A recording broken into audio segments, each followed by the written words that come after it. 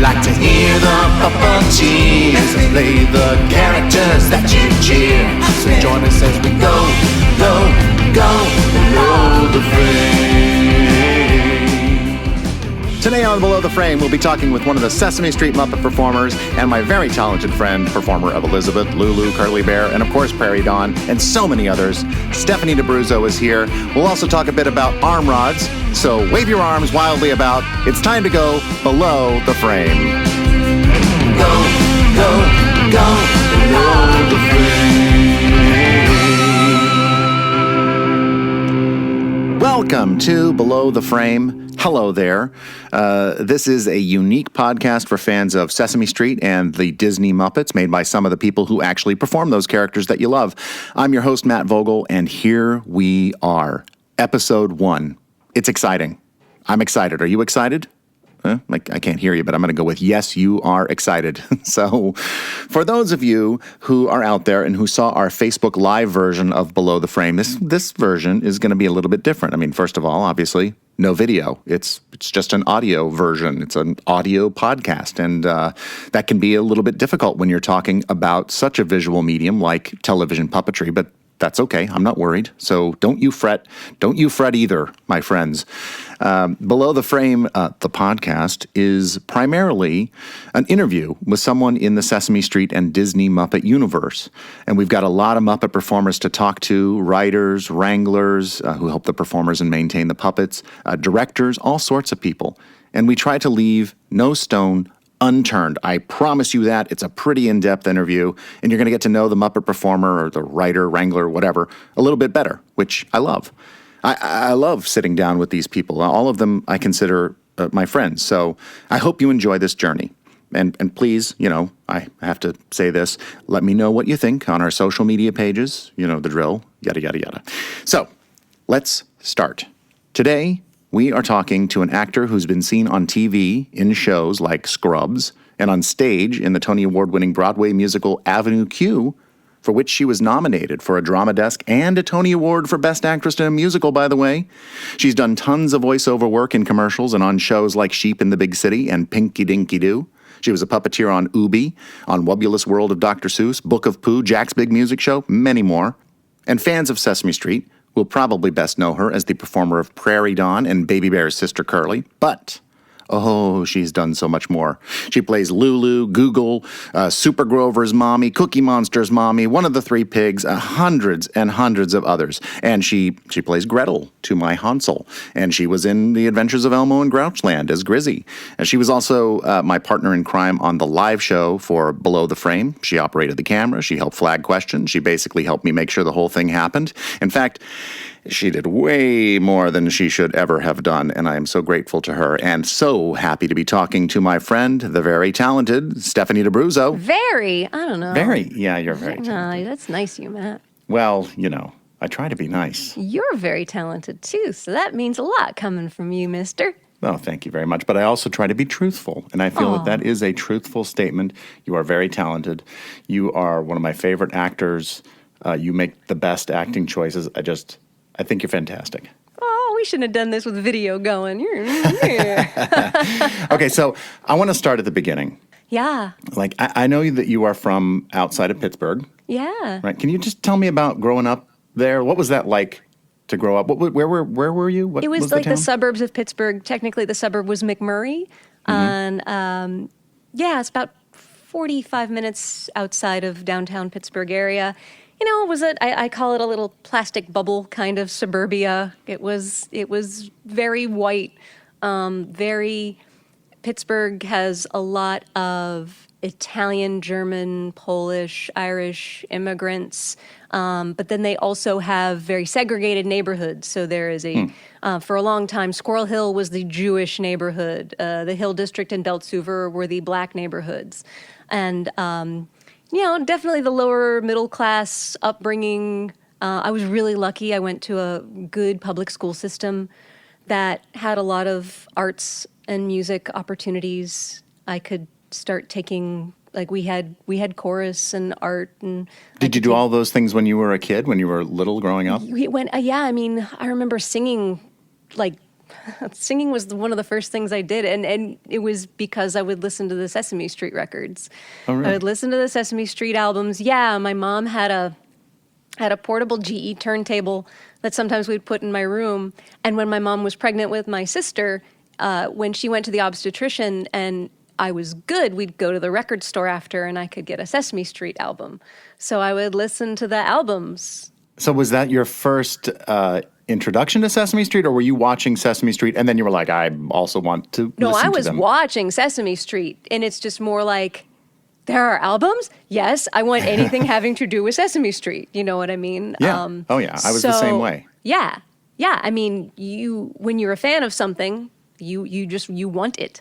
Yes. And so I had a little swing set in the backyard, and I was always singing on the swing set, usually singing Sesame Street songs. And and then I would listen to the albums, and I would hold the record covers in my hand, and I would like sit on my bed and just bounce up and down like I was dancing along. And I now think that the bouncing up and down was me trying to be a Muppet.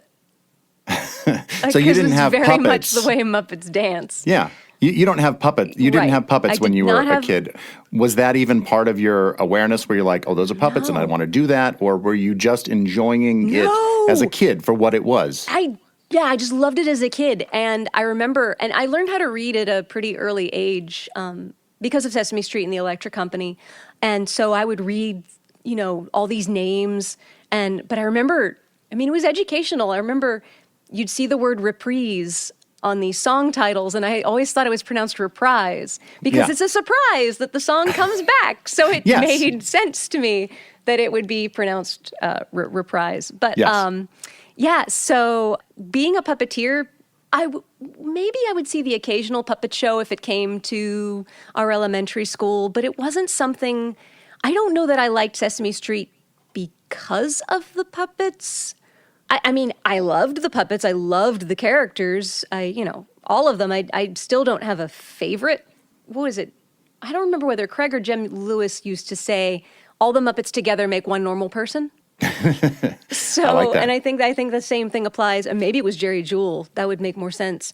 Yeah. I We'll think do some that- fact checking. Yeah, I think that also applies to the Sesame characters. There's something you can find to identify with in all of them. Absolutely. Which is the beauty of it. But I remember that I did want a Big Bird doll because those were out when we were kids, and my mom couldn't find one, so she got me a Bert doll.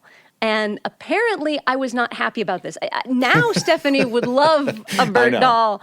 But back then I think I was a little like, what do you mean frickin' Bert? Yeah. And he had the vinyl or rubber head and his hair was glued. So I would hold him by the hair and the hair started falling out. So eventually I had a bald Bert and I would chew on his fingers. I don't know if you've seen it, like the way the shape of those fingers, it's kind of like oblong, and they were hollow inside, so I could chew on it and it would squeak. It would make like a squeaky sound. I remember that very much, having a bald Bert because I was upset that I couldn't. But none of Big this Bird. ever brought you to puppetry or made you think about puppeteering or any of that. No, what's crazy- Did you know when you were a kid, were you like, but I want to be an actor? Or did you know what you wanted to be? I think I didn't know what I wanted to be, but I was always performing to one extent or another. And when I was very little, I was the first grandchild, so I liked to get up and sing in front of Yep. everyone. And but I was a shy kid too. I needed permission to want to perform. And when I was in elementary school and we would do elementary school plays, I didn't often get cast. Like, they ran out of roles once before they got to me, so I had to make up my own once, or I'd Oh. get the smallest parts. Or if we were doing a thing in class where we were reading plays, I would always be the narrator because I could read well, but I didn't want to be the narrator because I wanted to play a part. Like, I knew Right. even then I wanted to be something other than who I was. I wanted to play something other than who I Absolutely. was. That seems to check out with a lot of performers, whether they're Yeah. puppeteers or whether they're actors or whatever they are. Right. I mean, and I couldn't appreciate back then the power of a narrator being a storyteller. I wasn't sophisticated enough to think in that regard. So that was why that hadn't occurred to me. But I was a little ham, but at the same time, I didn't have aspirations to be a performer per se because I knew it was a ridiculous dream that only happened to other people. So I remember, thinking maybe I'll go into advertising or maybe I'll go into business. You just assume you're Right. gonna make coffee for someone when you're a little girl growing up in the 70s at some point. Yeah, and through high school, what were you doing? Were you performing or were you? Yeah, high school I started performing a lot more. We had a great theater department at my public high school. We did 5 shows a year. We did a student-written Christmas show. Wow. We did a spring musical. We did small plays. We did a big play at the beginning of the year. So I had opportunities to either not get cast in the background, work on other departments, work in PR, paint sets, then eventually work my way up to become supporting roles, play leads. It was an amazing experience. And even then I thought, yeah, but and I was doing forensics. Yep. I did forensics too. Yeah. I was doing mostly prose poetry. I was scared to do the dramatic and comedic readings because that even, as much as I wanted to do it, it seemed like, yeah, well, not you. Right. There was something about that's for the real actors. You're not So a you real didn't actor. see yourself as a real actor, even though that's what you desperately wanted, but you just didn't think it was who you were. I just didn't think that, it just didn't feel like it would happen to someone like me for whatever reason that was. Every Saturday I was on a bus. It was great. It was so fun to go to other places. And it's amazing we did that before cell phones. We would just sit in hallways waiting with nothing Right. to do.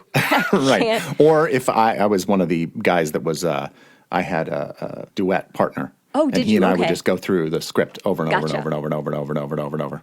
Yeah. Wringing it of any spontaneity and But that's what that was. And you Yeah. had nuns judging you and Right. you had volunteer parents. It was so strange how subjective that all was. And yet we took it so seriously as Absolutely. a marker of who we were as performers yes. because it was obviously I didn't do competitive sports in high school, so this was the closest thing to competitive sports I was going to do. You either won or lost. Right. And we didn't take into consideration that the 3 judges who are judging you in that room, one of them is someone's dad who's been working all week and maybe doesn't want to be there but got roped into it. Right. Another person's a nun who may not like your face, Right. or the piece that you picked for whatever reason. And we took it so, I took it to heart. If I won, I felt like an amazing, it Absolutely. validated me as a human being. And if I lost, I felt like, well, then what am I doing on this planet? Oh, man, that's a lot of pressure to put on yourself just for going in and, having somebody, because you're being judged. You're being judged by these And 3 there are people and shiny what they trophies say. involved. Absolutely.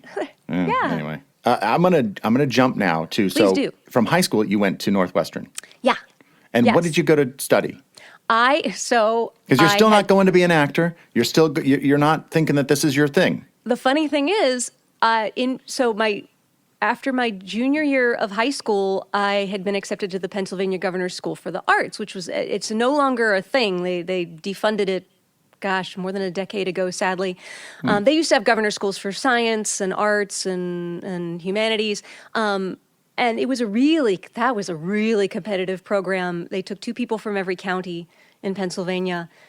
For each program, the arts, they had visual arts, music, dance, theater, and it was 6 weeks. It was a full free thing. Back then, it was at Bucknell University in the middle of nowhere, Pennsylvania. It was really method heavy. Like, it was amazing. I found myself with a group of actors that I loved it, but at the same time, I felt like I'm not up to snuff, and I can't wrap my little 16-year-old mind around method. So if I can't get method, I probably should do something else. So when I go in and I'm a rising senior in high school, I apply to Northwestern, and because of forensics, I thought, well, okay, so maybe broadcast journalism. And when I go to fill out the application for Northwestern, I'm looking, and there's the School of Communications, which has the radio, TV, film major, and there's the Medill School of Journalism, which is the famous Medill School of Journalism. And I'm thinking, well, I don't want to write for newspapers. So let me major in radio, TV, film. It was the best mistake I ever made because I didn't want to be in broadcast journalism. And I had never touched a camcorder in my life before, by the way. We had no money. We didn't have cameras. Right. We were still working with a Kodak disc camera in 1989. That's, Google it, folks, if you yeah, don't know Google what it. that It's is. the worst camera ever made. Yeah, story for another time. Yeah. But I fell in love with production and editing and made some of the best friends. And I also started getting back into performing. I started acting in friends' student films. I was trying to run away from acting and going to Northwestern and I happened to live in this residential college where we had equipment in the dorm at a time long before you had a studio in your pocket like we do with the phones now. Right. So we'd be making videos at 3 a.m. and we had equipment to do it with and we were free to fail. The stakes were really low. We made crap and it was great. I think But you have to do that. I think you have do. you've got to learn from it. You're probably not thinking it's crap when you're doing it. No one sets out to do anything bad. No, nobody does. But it was for us. It Right. wasn't going to go on YouTube. It wasn't going to be shown Because there in a was no theater. YouTube. Right. There was but it nothing. wasn't going to be shown at a film festival. We were just going to show it to ourselves. Right. So that freedom to do that, I think, was imperative to my growth as a creative mind and as a performer. And while I'm in college and starting to do production, I'm watching Muppets and Sesame Street and Bugs Bunny and Schoolhouse Rock, like that warm comfort blanket of nostalgia that everyone has when they're in college. Right. And now, it's been a while. I would watch Sesame when I would babysit, but I really wasn't watching it. And I'm watching it now and I'm thinking, hey, that guy who does Grover, wait, he's also Fozzie and he's Bert and he's Miss Piggy. Wait. Oh, and that guy, he Rolf and Dr. Teeth and Ernie and Right. I'm You're starting to look put at it through together a those performer's performers. eye. Absolutely, which I started to do as well. You start to go, whoa, Yep. that's definitely Jerry. Yeah. That's also and recognize Jerry. and then remembering those names from the back of the record albums and going, wait, Jerry Nelson, looking at the credits, oh, that guy, yeah. Because when I was really little and writing my stories, in my head, those characters that I wrote were being spoken by the Muppet performers. Yeah. Like I wrote this little book. I still have this little picture of this little stick figure saying, hiya, I'm Rob. And in my head, it's Frank Oz's little boy voice. Oh my gosh. Hiya, I'm Rob. Like every time I would do that, those were the performers that I would cast in my head without even knowing that that's what I was doing on a conscious level. Wow. Because those were the people that taught me about character. And now I'm able to see from a different viewpoint the stuff they're able to do and how varied their characters are. Because I Yes. had tried to audition for some theater my freshman year, and that's when I learned about being typed out. When you're in high school, Yeah. no one's going to say, well, you can't play that because you're too fat, thin, short, tall, this, that. Right. But in college, they do. Yes. And so then all of a sudden, and I was really grappling with what I wanted to do. I remember my freshman year, I like writing. I don't want to be a writer. I like production, but I don't know if I want to be a director. I love singing, but I don't know if I want to pursue that. I was doing some improv for the first time. Oh, this is great. I was playing, guitar. Oh, but not anything that I was so specialized in puppetry. This particular style of puppetry, and I was always doing character voices too. And all the stuff I did in high school, I would always get the character roles. So these Right. things were all sort of being tabulated up in my head. And all of a sudden, it just seemed as clear as day that being a Muppet performer combined all the things that I loved and felt that I was good at, and it didn't matter what I looked like. And that was the key for me to be able to say, that's it. But when was that in your college life? My freshman year. Your freshman year of college, you're like, I want to be a puppeteer. College. By the time I hit spring quarter of my freshman year, I knew that's what I wanted to do. And I had Wow. a friend. I'm trying to remember, I think he was a senior at the time. And he had just come off of an internship at the Jim Henson Company. And when he was in New York, he stayed in New Jersey with his good friend Craig Shemin. Uh-huh. I was Craig going to ask. had also lived in this dorm. Yeah. And a lot of people, had spoken highly of him because this dorm, these videos that we would make at 3 a.m, we would keep showing these videos from years before we were there. The seniors that I knew as a freshman were freshmen when Craig was an upperclassman. So they would tell the stories of those who came before and show the videos from those who came before. And Well, they got passed down on a VHS tape, or they were in a little library in a room. Like, we had our little CRC productions, and they would just be hanging out and like, hey, let's watch this. Hey, this is fun. So I'd heard Craig's name before I met him. So my friend Chris had interned, and my friend Chris, Craig had plied him with a bunch of Henson tapes when he was an intern. So that's how I got to see the Henson commercials reel, the Jimmy Dean shows, the Sam and Friends. I'd never seen those before. So he lent me, so I dubbed those VHSs because at the time, the only way you could see Muppets was to either rent the movies or they had those Playhouse videos, the Best of the Muppet Show. I remember those, or watching Sesame Street, but there really wasn't a lot else out there. So I just ate up all this content. I didn't know any of this. And I remember telling Chris, I was editing and it was late at night, and I said, he was the first person I ever told, I said, I really think I want to try to become a Muppet performer. And he said, well, I'll be honest with you, your chances are slim to none. And he was absolutely right. He's like, especially as a woman. Yes. He's like, especially as a woman, your chances are slim to none. I was going to work hard anyway to do it, but let's just say that was probably the best thing anybody could have said to me in that situation, because he was absolutely right. I just think it's remarkable that you could go from somebody that was like, I don't know what I want to do, and be so bold. So bold as to go, that is the thing. Some might say stupid, because here's the other little wrinkle to that story. And I had told myself, if I can't work for the Jim Henson Company, if I can't work for Sesame Street, I don't know if I want to do this. Because they're the only ones. I didn't do it because I fell in love with the doll. I did it because I fell in love with the character work and the comedy and the opportunities to do more as a performer than just meow, meow, meow. So I gave myself, I said, okay, I'm going to try this and see if I can do it. And if I can't, okay, then I'll do something else. Didn't know what that was going to be. Still don't know what that would have been. I might have, thinking back, I might have worked in a post-production house. Yeah. I think I enjoyed post-production. I enjoyed editing. Let me ask you this then. You knew that you wanted to be a Muppet performer. Mm-hmm. So what is your first step then? I mean, I guess you got to think like, well, I need a puppet.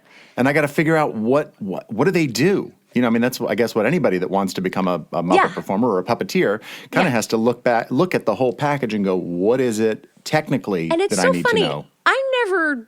I think most people today would take out a notebook and say, write a list. Things I need to do. I need to learn lip sync. Right. I need to learn how to work with a monitor. Because, that was the other thing. One of the things on those tapes that Chris gave me was the Secrets of the Muppets episode of the Jim Henson Hour. Yeah, I love that episode. I love it. So seeing behind the scenes of that was amazing. And then I also got the Of Muppets and Men book out of the Evanston Public Library. So then I could see what it looked like below the frame. Right. And, they wear their microphones that way. Okay. They work this way. They do this. Everything else, I basically learned by imitation. And what I started doing before I even built my first puppet, I would just practice lip sync all the time. And if I was on the plane going home and I had my Walkman on, just to my side, sitting down, I would just lip sync. Very important lip sync. Stephanie, hang on just a second, because believe it or not, it's time for a word from our sponsor. Let me paint a picture for you. You're a puppet. You got arms, and you really want to gesticulate with them, but you can't do nothing, and they're all soggy and floppy like. What are you going to do? Sounds like you need arm rods. arm rods. They go in your little puppet hand all snug-like, and then you can move your arms and stuff. Try one arm rod and move one arm, or try two arm rods and move both your arms like nobody's business. Here's what some puppets say about arm rods. I didn't even know I needed arm rods. I just thought I wasn't meant to wave or lick my hand and slick back my hair like so many other cool puppets do. But then I tried just one arm rod and wow, it changed my life. I mean, now I can wave. Now I can lick my hand and slick back my hair. And I can knock a thing off a table too. Well, I got two arm rods. It took me a while to figure out how to use them both at the same time, but once I did, whoo-hoo, my arms, both of them, can move. They can shake wildly about. They can almost pick something up. They can shake wildly about.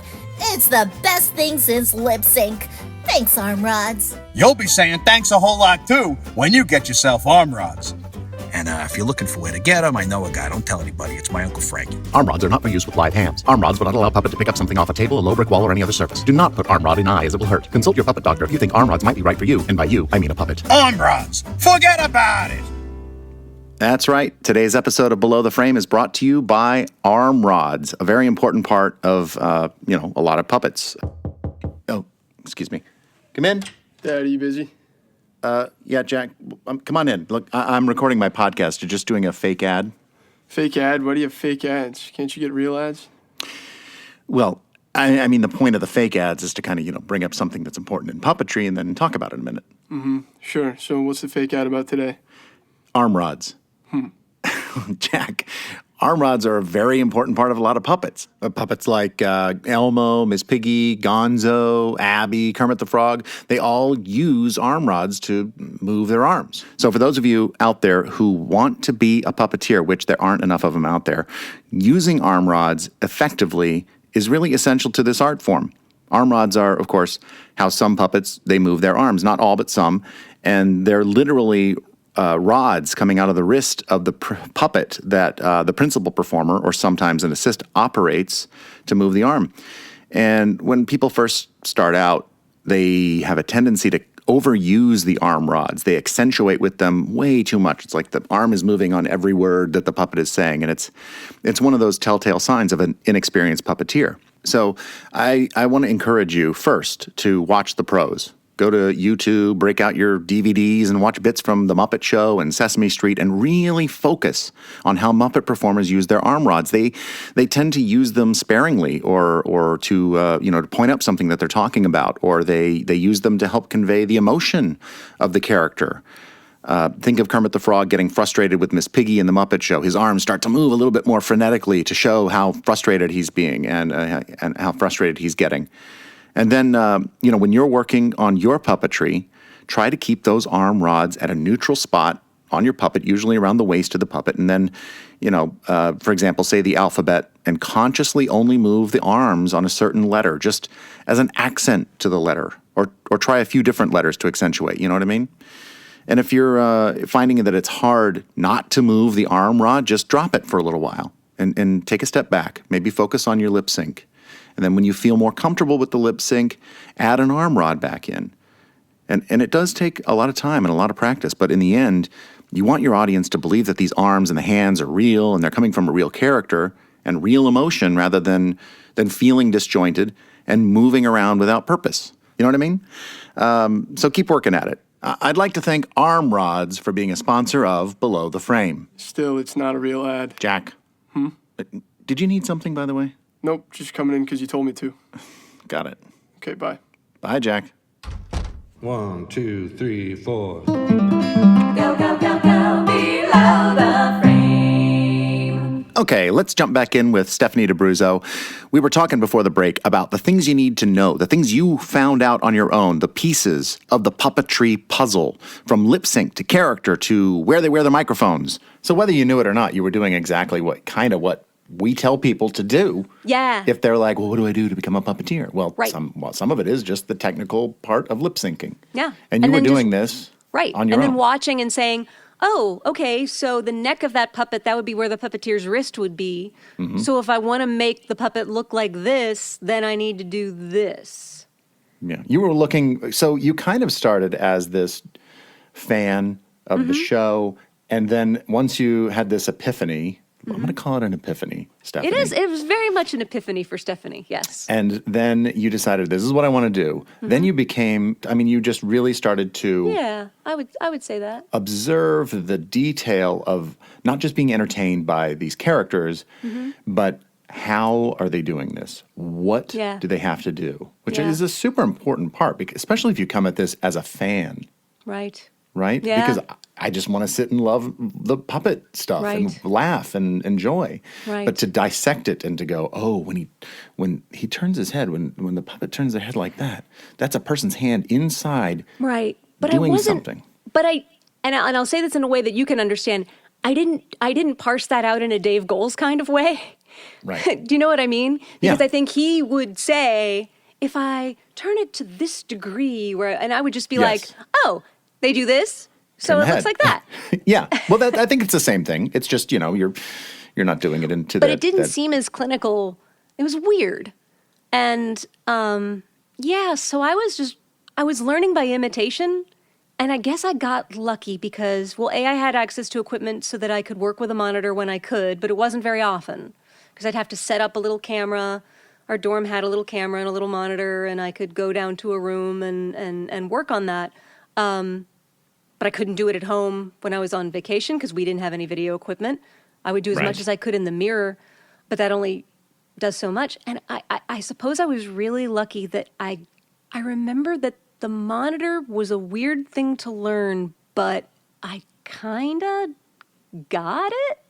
Wow. Yeah. You know what I mean? Not right away. Right. But I don't remember feeling like, I'll never get this. It felt like, I don't know, for a while it started feeling just right. Like, oh, I could do this. And when I really started, but as, again, I was more concerned about whether I could create anything that people would enjoy.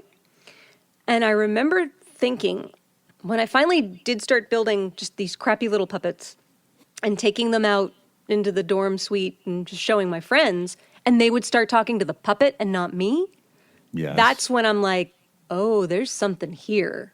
And they're not humoring me. No, it's that belief. These are pretty much adults now, and they're buying into this little puppet on your hand. It's that willing participation in this childhood, innocence, letting it go and just being in that moment, which is hard for people to do, but so much easier when you have a puppet on your hand and people somehow just engage with it. Yeah, it surprised me because that wasn't what I was expecting. I'm trying to remember, and it's funny because one of the things that Craig has been doing in the last couple of months has been digitizing some of our old DV tapes.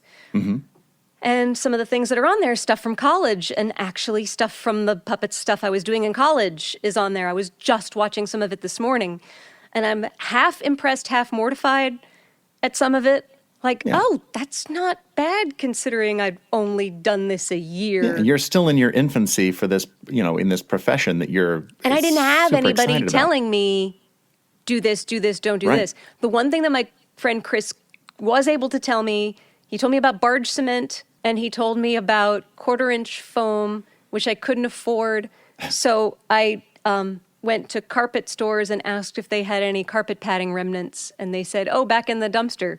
So that's how I got the foam to build my puppets. And also people would give me foam from their computer packaging. Back in the early 90s, I got some really cool green foam and pink foam. Oh. People would leave it at my door. Oh, and these blocks, so I built some puppets out of that. Do you still have those puppets, perchance? I have one of them. Oh, what happened to the others?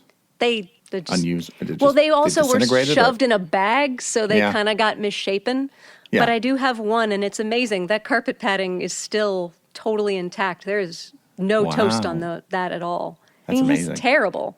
I want to go back to Craig, though. Okay. Because we just kind of glossed over Craig. Yeah. Craig Shemin, He your did husband. puppets in college, too. And that's another thing that was inspiring. Really? Oh, I'll have to show you his video sometime. Yeah, I would love to see it. So your friend Chris met Craig in New York when he was doing an internship. And then how did you meet Craig? When did that happen? Because he did go to Northwestern. He was an alumni from Northwestern. Did he come back and that's... He did.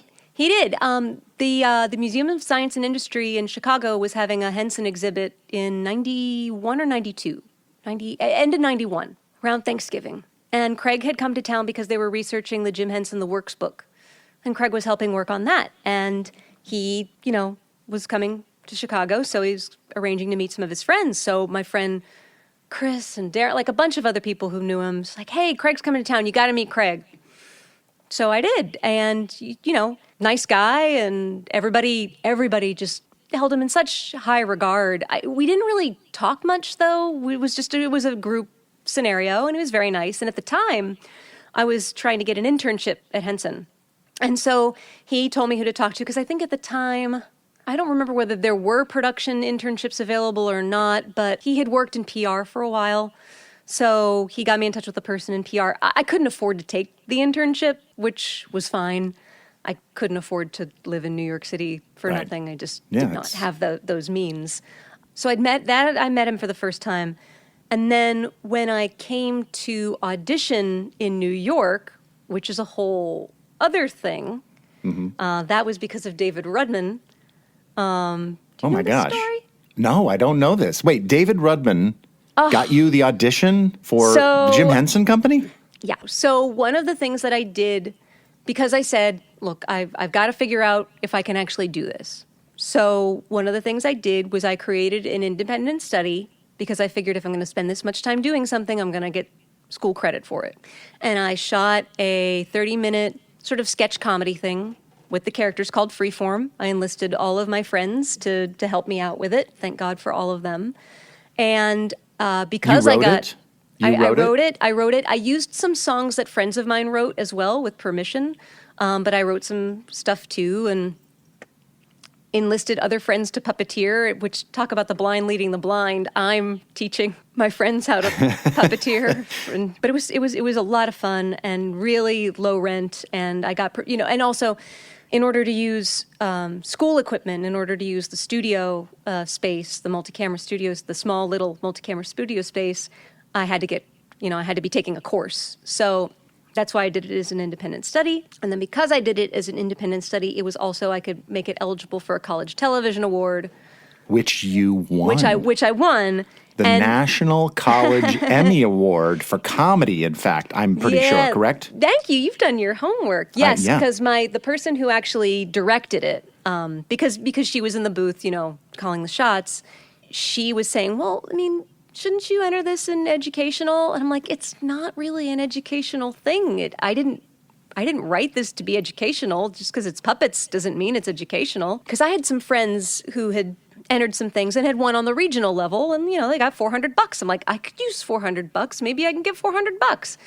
And of course, at the time I won, it was during a recession, so they had just cut the prize in half, and they used to also give you film, like Eastman Kodak, 16 millimeter film, and they didn't do that year either. No, it stinks. But at the same time, $1,000 and a plaque, sure. Yeah. Do you have your National College Emmy plaque? I have my plaque. That's really I'll have cool. to show it to you sometime. That's awesome. Yeah. Oh my gosh. But the Emmy on it's tipped a little forward because of the room on the plaque, so it feels like it's just going to fall over any minute. Amazing. Yes, it's very. It's thank amazing. you. I mean, the people who worked on Freeform with me, one of them works for Variety now. Several of them are sitcom writers. They're just such good people. So several of them are journalism professors, and they've gone on to do things that have nothing to do with a little puppet TV thing, and yet I couldn't have done it without any of them. And actually, several of them are really well-respected writers.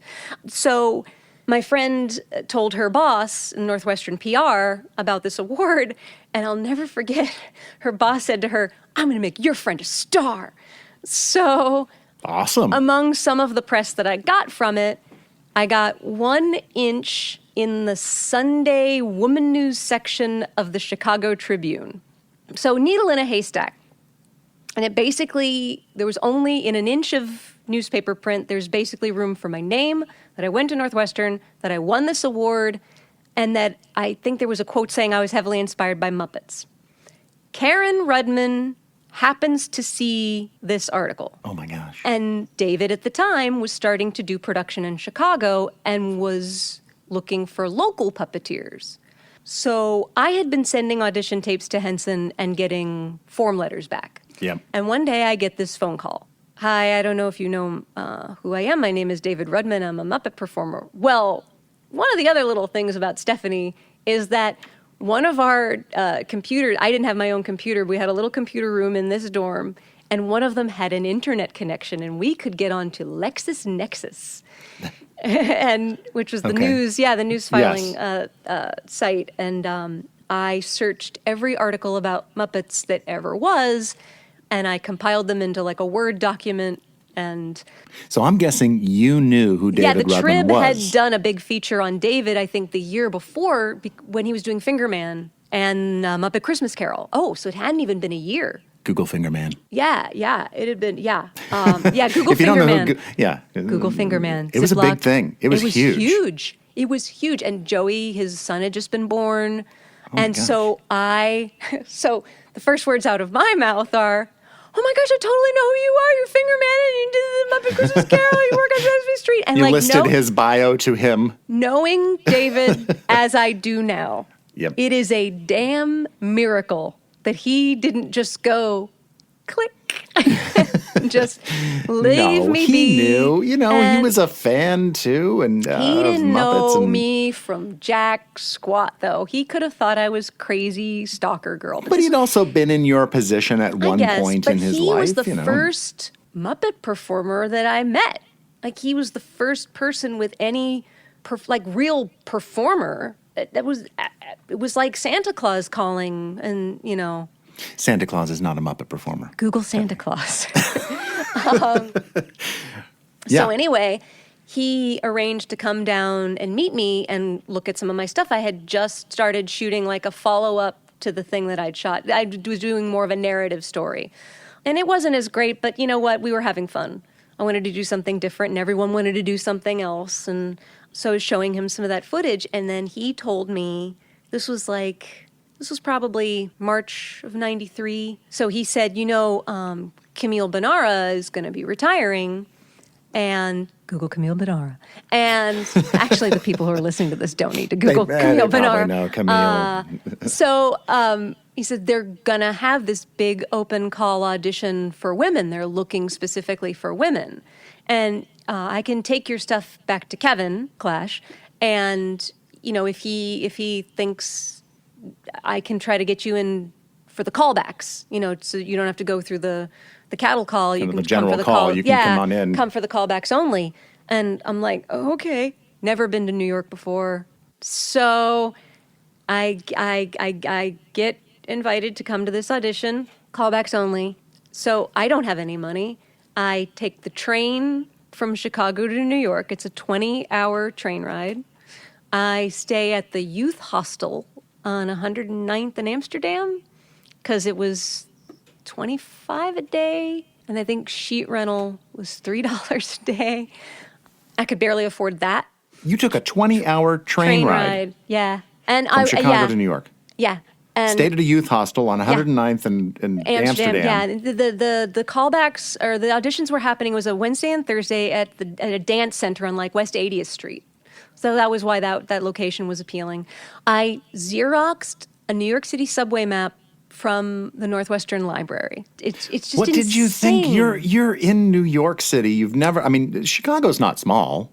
No, and at least I had taken the L and was used to public transportation. That's something I never would have been able to do if I'd just come from Pittsburgh. I would have been total rube. At least I knew. And very overwhelmed, I'm sure. Yeah. So I studied that map and knew okay, I just have to go from here to here. No problem. Fine. So I had let Craig know that I was, oh my God, this is still the tangent about Craig. That's all right. We started with Craig, then we kind of deviated off into to David, and now we're kind of, these worlds are starting to collide here. Right. But I had let Craig know by letter that I was going to be coming to town for this audition, and he called, we arranged to meet, he showed me the offices, we had dinner, we were up talking for a very long time, and... Wait a second. Yeah. So This is all so you went insane. to dinner. Yeah. But was there any where you're like, oh, I kind of like No, this not guy? yet. He was just Nothing. like, no. It was like, oh, this is a really nice person. This is Okay, a real like just that friends. was the first time I'm like, because we'd never had any one-on-one time. I'm like, this is a really nice person. No wonder everyone I know Okay. thinks he's such a good guy. Because he's a great guy. Because he's a Yeah. great guy. Okay, very Exactly. good. Okay. So cut to Thursday, and they keep whittling down this group. Then I keep making all these cuts. And Thursday's supposed to be the last day of the audition. They're like, so can you all come back tomorrow? I'm like, okay. So I'm calling Amtrak and changing that ticket. And I'm calling my work, people at work study and saying, can you cover me here? And calling one of my professors. And then Friday happens. And they say, Who is at the audition, by the way, or who is at this cattle call that maybe we would know now Kevin- on both sides of the table? So Kevin Clash was definitely there. Jim Right. Martin was there Jim Martin, a yeah. lot. I think those were the only people who were running it. And then, but the other people that I met who were also auditioning, Heather Ash, Yes. Alice Deneen, Yes. Lisa Buckley, Yes. Marilyn Sokol. Oh. They were trying. They kept trying to utilize her Yeah. To see brilliant if it could performance skills and transition. see if she could. Yeah, Renee Rochelle. Oh my gosh. Because she was working at the company, and they're like, hey, she's funny. Yeah. Bring her in. I think they brought in Donnie Reardon as well, was the only guy. Oh, Allison Mork. Annie Peterly, you remember her from the movie Among Grouchland? I She was do, from yeah. Georgia. Yep. I think that's it. I mean, that's a lot There's of a lot of people. people, a lot of performers, and they're all there Friday, or this is just throughout that week. Those people were there. Those were the people that eventually, I remember by Friday definitely being in that core.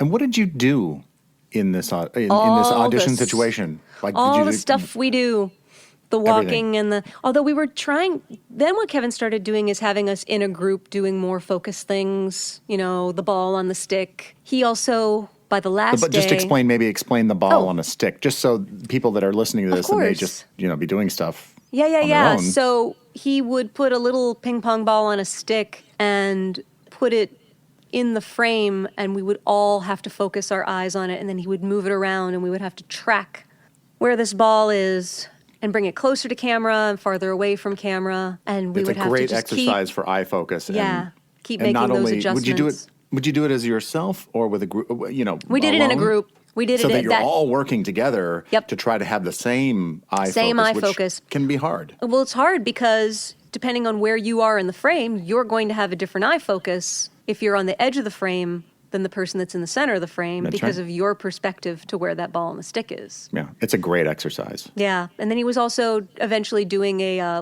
singing "We Are All Earthlings" and splitting up parts and doing choreography and doing a group number. So it was like some heavy duty. Yeah. See if you could get through this stuff. Yeah, and then we had to bring in a song to lip sync to.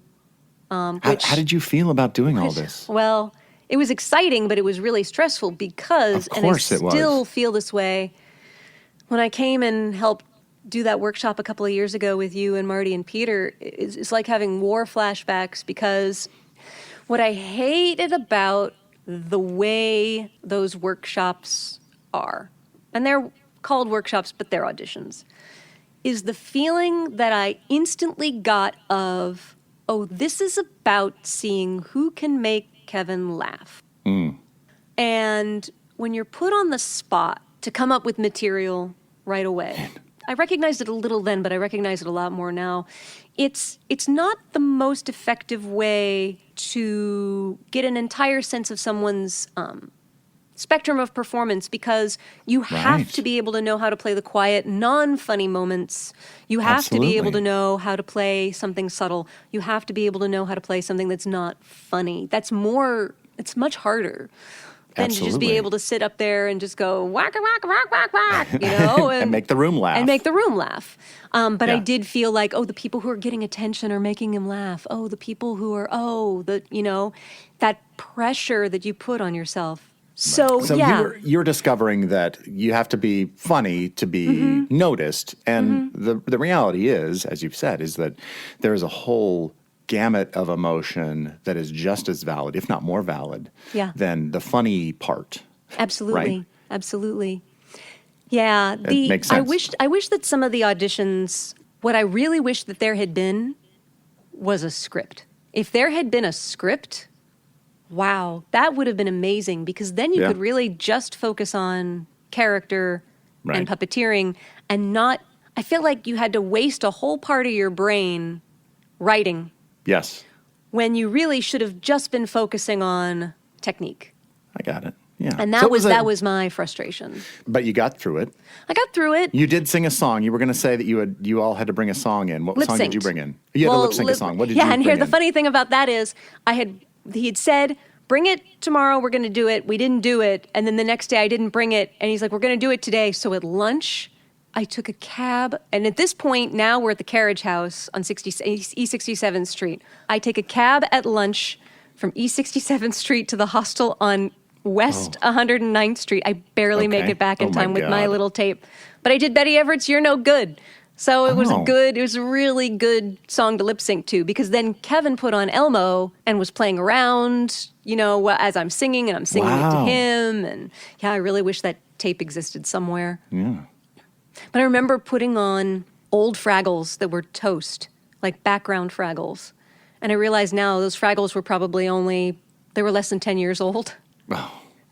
I know. Yeah, but the they phone seemed doesn't ancient at the time. It doesn't last. And I usually. remember doing one of the characters that I did in college was the character that I actually still have the puppet of. He was a duck named Norman, and he sort of sounded like this. And I started Yeah. doing this voice with one of the puppets, and Jim Martin said, "No male voices. We have enough men." But And I'm like, okay. I'm like, okay, All so right. I'm just going to be a girl. So anyway, yeah, I remember like thinking, oh boy, I'm being thrown into the water. I mean, I felt like I held my own. Oh, clearly you did. Yeah, but you didn't know, because then at the end, so it's Friday. Okay. And at the end of it, they say, No. so Can you on come back Monday? Oh, our no. brand new Sesame Street producers, Michael Lohman, is going to be here on Monday. We know a lot. There was a girl there from Ireland. Like, I know we know a lot of you have traveled a long way. Can you come back on Monday? Oh my gosh. Yeah. So I call Craig, because I knew that he'd be the only person who would understand what this was. I mean, everyone else in my life was like, yeah, it's a hobby. Right. So the first thing he asked me is, do you need a place to stay for the weekend? And I knew so many people who, again, thought so highly of him that this was not a lecherous proposal. No. Like, I knew that it was a safe offer. Yes, of course. So yeah, so he let me stay with him. He said, I have some writing to do, but you can watch Laserdiscs.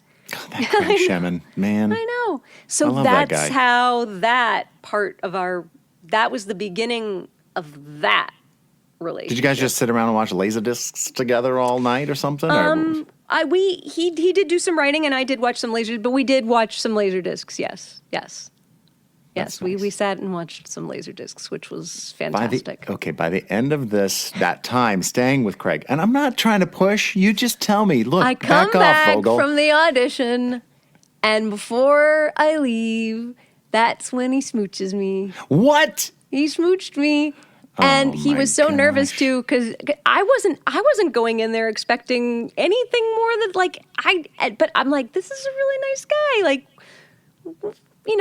there was a vibe. And so the smooch was not unwelcome, but he was nervous about it, because he's like, I almost didn't kiss you because I thought it would make you nervous. And Well, it's a good thing that he did. It's a good thing that he did.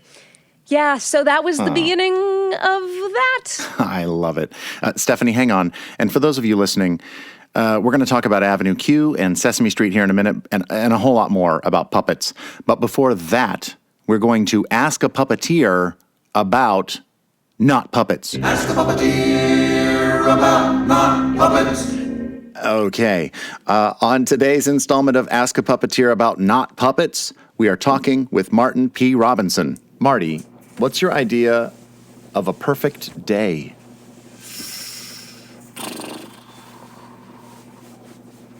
Perfect day. Not getting up with an alarm. Getting up, waking up when I wake up. having my wife there beside me, being able to linger in bed for a while, just talking, shooting the breeze, getting up, making coffee, having a muffin, stretching, working out, and then doing something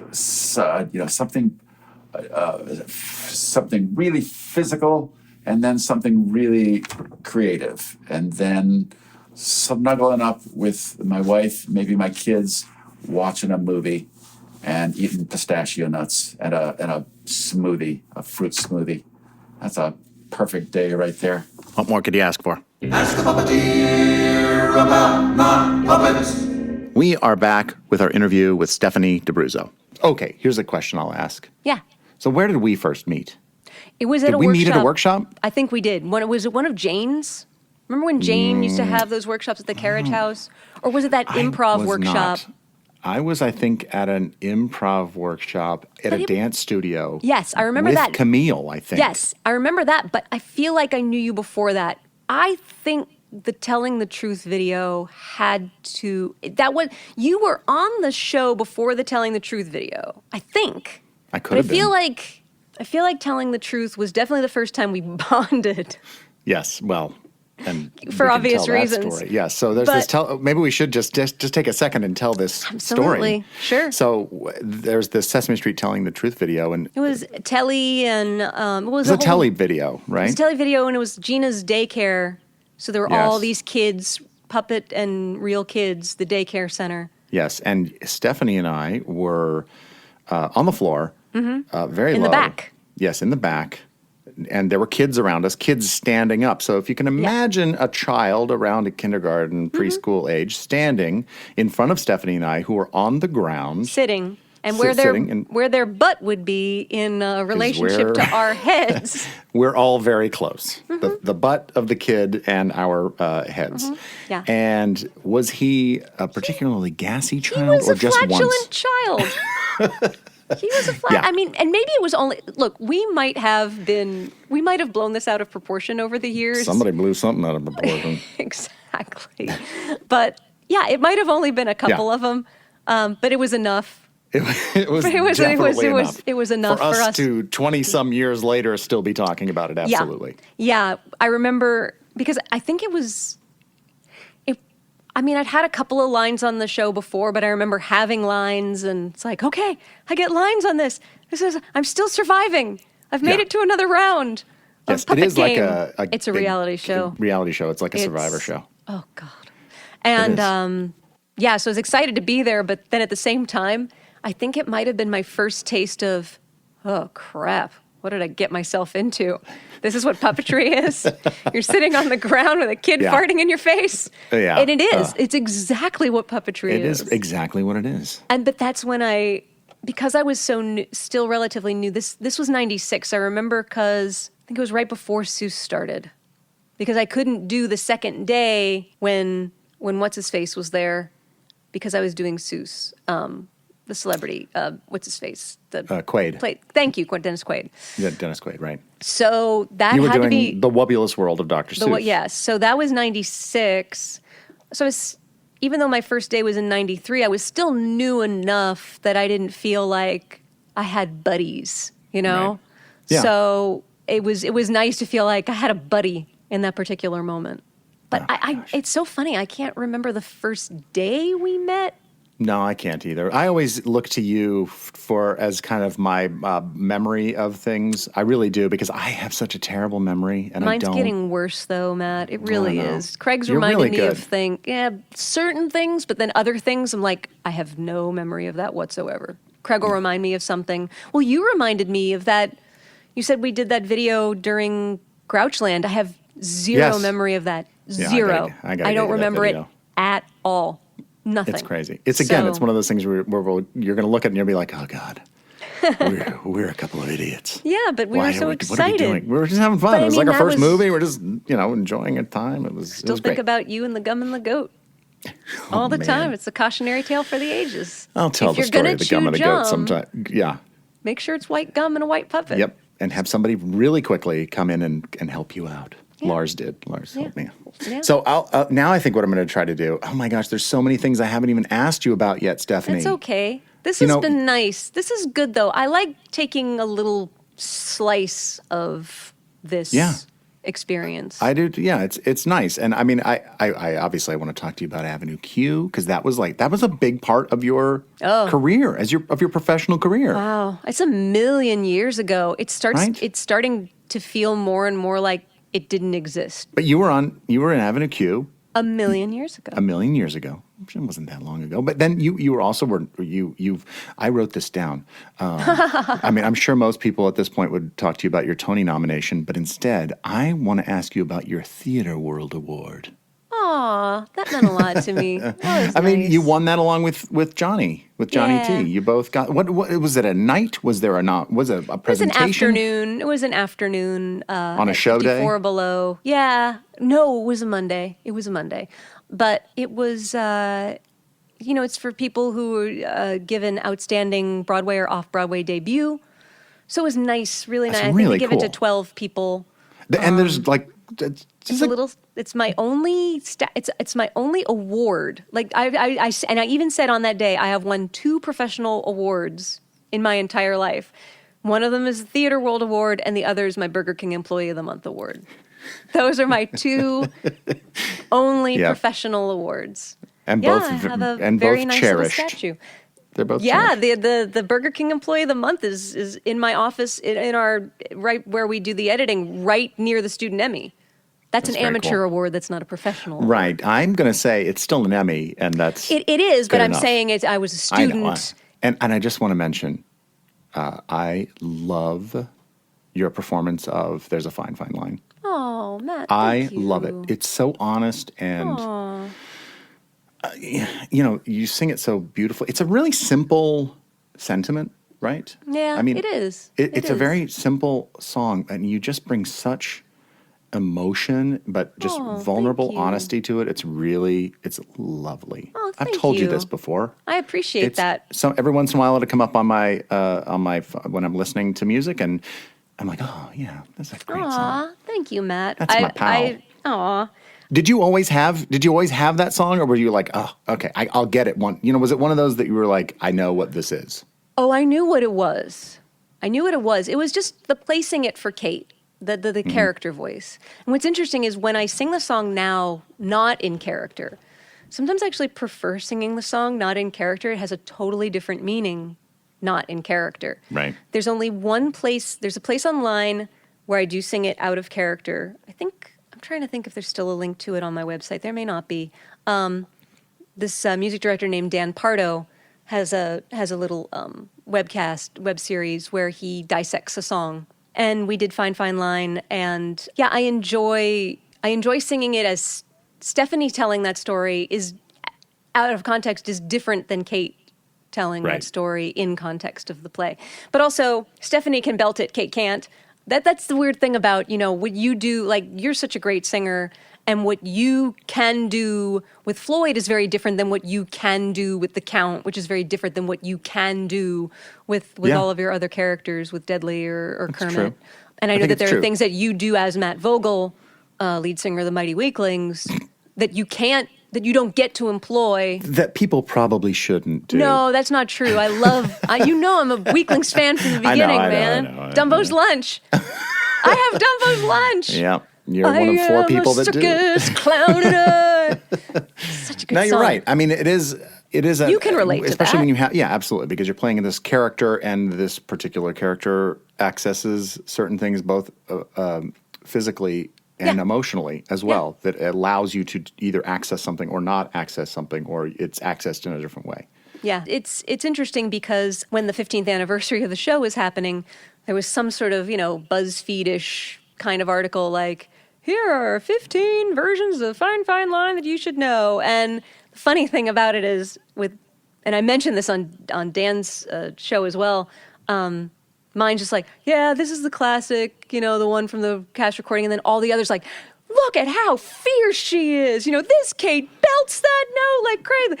And I want to apologize and say, but that's not me singing it. That's my Kate singing it. And Right. if other people decided to break away from their Kate, or if that's how their Kate did it, that's their choice.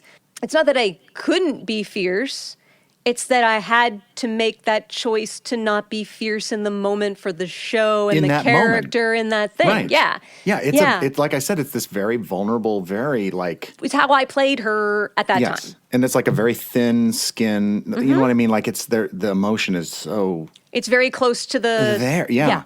And yeah, it no, comes it's hard out on the so sleeve. well. Oh, thank you. I appreciate you saying that It's just because great, I think but- that there are people who prefer other versions of it because, well, for a lot of reasons. I mean, look, so many of these other women who've played her over the years, they're amazing vocalists. I've never Right. been the most amazing vocalist. I'll grant that. You're a hell of a singer, Stephanie. I appreciate that, but what I lack in some of the things that other women can do, I try to make up for with the honesty and the character integrity and all those things. Yeah, character first, always. Yes. Here's what I'm going to ask you, though, and this Yeah. kind of helps me nicely talk about this thing, because so much of what we do as actors, like in a stage production especially, we play roles that somebody else probably played before us. Mm-hmm. You created Kate. You're Yeah. the first. You are the mold. You're the first one to ever play her, right? And there's something about that originating that role. So now I will ask you this, because you have also you've taken over a character for somebody, particularly. Yeah, Fran it's Brill. ironic because Kate, especially in Internet is for Porn, is basically in the Prairie Dawn role with Telly Monster. It's basically a prairie cookie bit. So my Kate, my launching off pad for Kate was Prairie. Really? Well, yeah, you can kind of hear it. It's old. It's old, jaded, cynical Prairie. It's in a different register, but it's there. So that's why I find it so ironic now that I'm playing Prairie. Yeah. Because there's a similar, but then Kate and Prairie are very different in many ways. I'm mostly talking about just a vocal launching pad. Right. Not talking Not about a emotional, character not launching. who they are Definitely inside. not emotional. Right. But Right. strictly vocal. And I think it's fascinating that now here I am. Yeah. With the, I was going to ask, are there any differences in creating that role from nothing and then taking over for somebody, as you did with Prairie Dawn? What's the biggest difference? That's my first question. And the second part is, what is a very important thing to you about taking over from someone? Oh, well, the second question first. And obviously any of us who've taken over characters feel this way, is just maintaining the integrity and honoring the work of the person whose shoes we're stepping into. That's first and foremost. There are people who would say, well, no, just make it your own. And I suppose to some degree we do by default, but never intentionally. I would never say, well, Fran didn't do that, but I'm going to do it. There may be a time when I'll be like, I don't know everything that Fran did with Prairie. As much as I know about Prairie, I don't know everything. I haven't seen every frame of footage that Prairie did or every appearance she did. So, and I know Fran evolved with her as well over the years. So sometimes I'm just making my own best guess.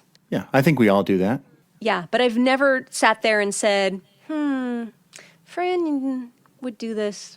Nah, I'm going to just do this, Right. Yeah, I know exactly what you're saying. And there is something about it that says, you said Fran evolved with the character. And that is true for you as well in that character. It will start out as a certain thing, as you're wanting to keep the integrity of that character. And you always will.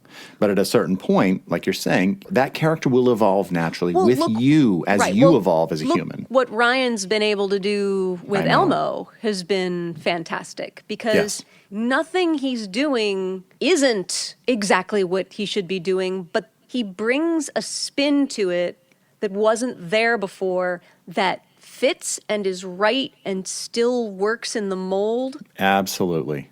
It's still valid. It's still completely legitimate. It's, you know what it is? And I think it's what we all strive to do too. It's about doing more than just an imitation. Because if we start doing an imitation, then there's nothing there. You can't. And it kind of flattens the character. And there is no growth. You certainly can't improvise. If you're just doing an imitation, it's very hard. And trying to recall, how did the performer, how did he say that? how can I make it sound? I think you almost have to forget that at a certain point and trust that you know. I think that's the hardest who thing that character is the trust. Yeah, it takes a while.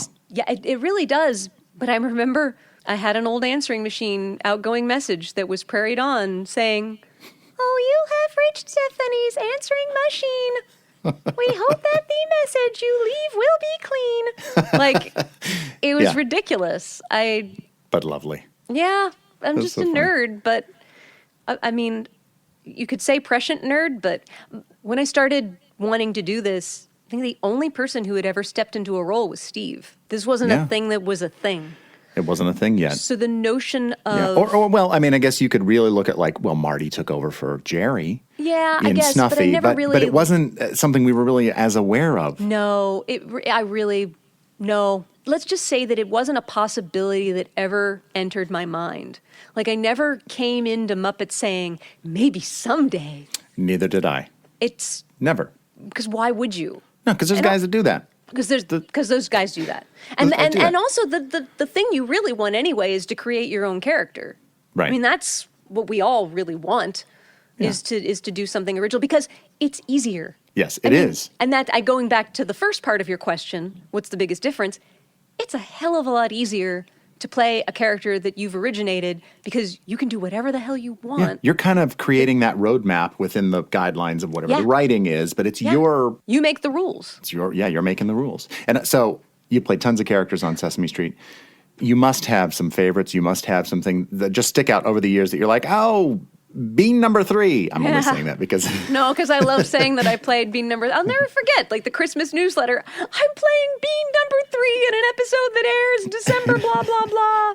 But do you have any that you're like, I loved playing I love this character? playing that little pink jacket, that little Oh Elmo's my World gosh, jacket. I love that jacket. And that jacket's so great. And the best part, when she came back to the show for the Zoe's Playdate with the jacket and you assisted me, that was the day that Craig came and shot video. So I have video of you and me doing the jacket with Fran and my Zoe. And we're babies. Cool. I So love the that jacket, that's a good one. I love that jacket. I enjoyed playing Elizabeth because it was just fun to do something that was just loud and stupid and silly. And I loved playing Uma on Ubi. There was just something really, I loved that you got to come and play Angus with us on that. That was fun. All right, I have to get to these questions. Okay. But I have to get to these questions because they're super important. I mean, I'd love to come back and we can talk a whole other time, but I'm going to see if I can bang these out really quickly. I know. Okay. See if you can answer these, Stephanie. These are some lightning questions, or maybe they're not. Maybe lightning round questions. I don't know. What is the hardest part about being a puppeteer? As I get older, the positions you're physically in. Fair enough. What's the easiest? I agree with that. What's the easiest part about being a puppeteer? Being a big fat ham. Yeah. Okay. Being a big fat ham is the easiest part. And what is your biggest strength as a puppeteer / performer? It might be being a big fat ham. Yeah, I was going to say that checks out for me. What's your biggest weakness? Are you able to? I'm never happy. I'm never satisfied. I am never. That could be a strength, Stephanie. We share that with many people as well. We do. What is one of your favorite things about being a Sesame Street Muppet performer? Oh, working with all you guys. Seriously, like it's a good. I'm really lucky to get to work with such great people for so long. I know. It's a luxury. Who has that kind of job that you no get? one. You have this kind of longevity. Yeah. There are probably people listening who want to hear you tell them what they have to do to become a Sesame Street Muppet performer. So what would you tell them that they need to do? Go full on, be brave, never do it halfway, never phone it in, don't be a pansy, don't do it half-assed, don't be puppety, don't do what you think a puppet should do something, do it big, do it loud, be stupid, be brave, be an idiot. You will never grow as a performer. You'll never be funny. You'll never land any, like, puppets are bigger than a human performance. There's something heightened about them anyway. And so often I see people auditioning with, they'll be bold and funny as I'm talking as a person, and then they'll put on a puppet and they'll start going into a puppet cadence. Right. And all of a sudden and it's that, no, like throw the expectation of what you think is a puppet out the window and just, there's no reason why you can't be brave with a puppet on your hand. That's absolutely So right. Go for it. Yeah, That because would really, be- we're actors, Yeah. right? Yeah. We're actors. It's We're amazing just- how many times we have to say that to people. Yeah, we're actors. That's the most frustrating thing about Yeah. being a puppeteer. Oh, that's good. That's good too. Is how many times I have to say that to people. So I know that you're not just a puppeteer. You, like we've talked about, you write, you edit videos, you do all sorts of things. You create all the time in one way or another. And I can Now- eat my weight in chips. So our dear Jerry Nelson once said to me, Yeah. you know, Sesame Street's great. Doing Sesame Street's fantastic. But you must always have something that is yours, Yeah. that you create, Yeah. that comes from you. Yep. So Stephanie DeBruzzo, what is that thing for you? That's where I have not succeeded. I think that's where I have dropped the ball. I have made small attempts to do things that are mine, you know, little things along the way, Chimpy and Pansy, and doing my blog and writing plays that wind up nowhere. But, you know, because the opportunities for work aren't always going to be there, I jump at the work for other people when I have the chance. Of course. I mean, that makes sense. But you know So- what? The thing, I just want to, I have to stop you for a second because you just mentioned like 6 things that are all like legitimate creations of yours. Right, but they're not anything that I have, it's nothing that sustains. It's nothing that's a thing. Like, it's nothing It's that I only can... a thing for you though, right? You know, like you create, like if you've written a Yeah. spec script, that's a thing Yeah. that you've created. And I don't mean like it's, because Jerry, like he played music and just sitting Yes. around with his friends and he just played some music and that was it. That was his Yeah. thing, you know? Well, that and was it's his thing. true to have something that you have some control over. That's when I started doing the blog. Right. But then I just got burned out on that. But yeah, I think in this world, it's a great world. It's a fun world, but it can be a really heartbreaking world too. And I think that's something that a lot of people don't understand is that something as lovely and wonderful as Muppets and Sesame Street can break your frickin' heart. I have cried 100%. more tears over scenarios in my career at Sesame than one might expect. Because it's not yours, because you don't have control, because you are beholden and you are just an employee. And at some point, And you are putting your heart, you're Yes. putting your heart into it. You know, you Oh, are yeah. really like opening yourself up. Again, Yeah. when you're an actor, you got to be vulnerable. You have to be Yeah. open and emotional, ready to accept and put out emotion. and we've talked about this, you can't help but not to. We've had this conversation before where we're like, you know what, I can't care about this anymore. But you have to. You have to. Yeah. And when you're on the floor and you're in the moment and you're trying to make it the best you can be, you are caring and you're caring too much. And But all of a sudden it it's just becomes impossible. personal. And yeah, it has to be. It has Yeah. to be, even though it's somebody else's thing. Yeah. That's just because that's our nature. That's Yeah. what we have to do as performers. And that's almost reminds me, just because you're like, I don't really have that thing. I haven't, that's where Well- I've failed. I just want to say, like, way back when you were doing forensics Yeah. and you're thinking, I can't, that's not me. Yeah. That is part of, you know, who a lot of performers are. Yeah. Always thinking like, I can't get to that thing. I can't be that because that's not who I am.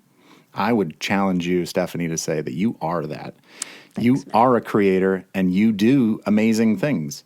And whether it is your thing or whether it's somebody else's thing, we all put our hearts into it and we are creating and doing that thing that Jerry told us to do, that Jerry Yeah. said, you know, make sure you've got a thing that's yours. And you're doing it. And, you know, I think any of us that we talk to and that we're going to talk to on this podcast, they're going to say the same thing. They're going to say, well, I don't know what I've got. But they will have something, That is true. Some more than others. some more than others. And I think when I see the things that some other people are doing, and I'm like, how did they I know. have? Because I'm just sitting on the couch eating those chips. Yeah. Because you have to sometimes. Sometimes you have to eat the chips. Or you just have to take the other gigs. Yeah. And that's absolutely. where your mind, it just takes up way too much of your bandwidth to be able to do anything else. I agree. Well, Stephanie, I thank you so much for talking with me. Thank you, Matt, for having me. Well, that's it. That's Below the Frame, episode 1, one show under our belts.